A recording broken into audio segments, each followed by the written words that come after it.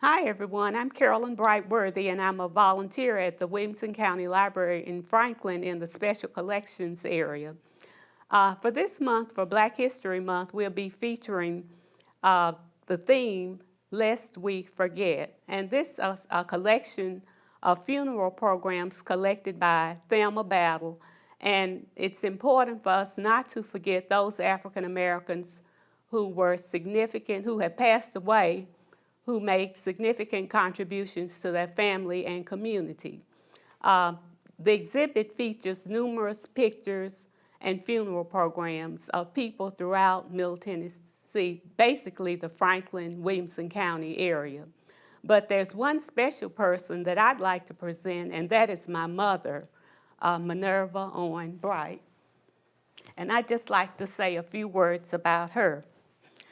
She was born November the 15th, 1919, in Marshall County, Tennessee, to the parentage of Roy and Ari Owen.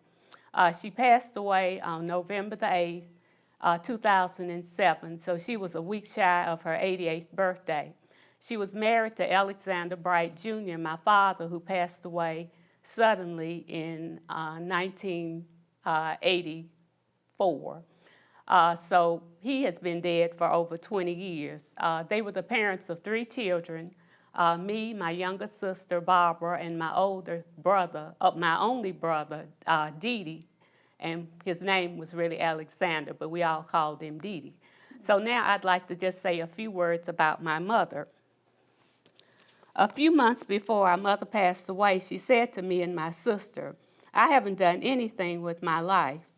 Without hesitation, we replied, "We turned out pretty good. You taught us to be hard workers, independent, and to stay out of trouble, and to be good citizens, so you must have done something right." Without a lot of formal education, we thought that she had indeed accomplished a great deal. Our mother had many talents. For example, she was an excellent cook, housewife, mother, grandmother, offered many pearls of wisdom, influenced others around her, and was an avid reader. However, her passion was gardening. Therefore, I will compare my mother's life and our rearing to her gardening skills. First of all, during the winter months, she began to plan and prepare for her garden. What seeds or bulbs she wished to plant. What did she need to do to amend the soil to have it right for planting? And how did she want to design the garden? In addition, she perused her saved seeds from the previous year. Our mother had numerous books on gardening and did her own research. Therefore, we knew that she valued education. I'm now in my 3rd year curriculum as a Master Gardener of Williamson County. Numerous skills that I'm learning, my mother already knew as she was self-taught. For example, she was aware that one needed to determine the pH level of the soil in order to improve it. So she did her own litmus test or sent a soil sample to the county lab for evaluation. She also was knowledgeable regarding how to make compost. She knew the value of deadheading, mulching, and allowing the foliage of buttercups to die naturally. So when these particular things were reviewed in the class, I'd say to myself, that's what my mother did, or my mother taught me how to do that. She was indeed a master gardener. So my mother thought we needed to plan and prepare to have a good life. Therefore, she encouraged us to achieve, to get an education, to be thrifty, and to always do our best. Second, she always followed through and took care of her garden.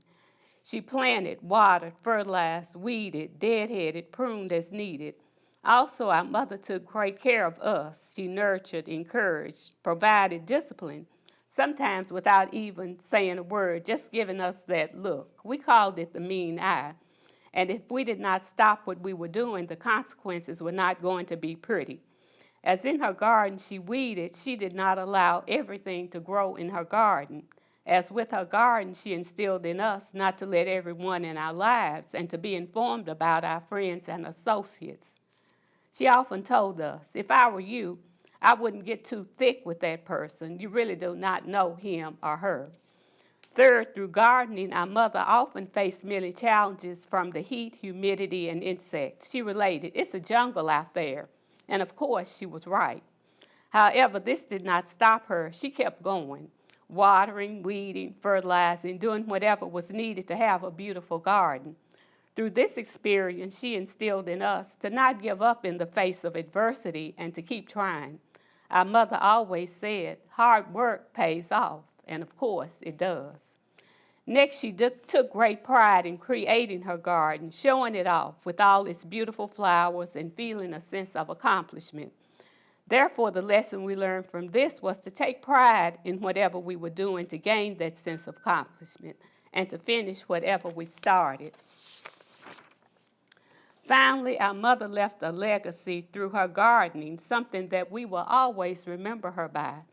She often shared the fruits of her labor with family members, friends, and many neighbors, dividing her plants, giving away beautiful bouquets of flowers, or seeds or bulbs.